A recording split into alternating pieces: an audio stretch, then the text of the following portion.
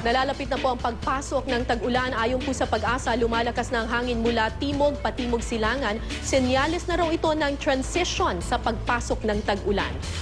Sa gitnang bahagi ng Hunyo raw inaasahan ang pag-iral ng southwest monsoon sa ating bansa. Sa ngayon, ang buntot ng isang low-pressure area ang tanging weather system na nakakaapekto sa extreme northern Luzon. Dahil dyan, makakaranas ng mahihinang ulan ang Luzon, lalo na sa hilagang bahagi nito. Dito po sa Metro Manila, mataas din po ang tsansa ng pag-ulan bandang hapon at gabi.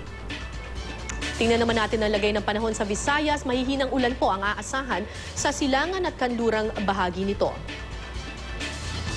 Habang sa Mindanao, katamtamang ulan at thunderstorms ang posibleng maranasan sa Mindanao, partikular na sa hilagang bahagi nito.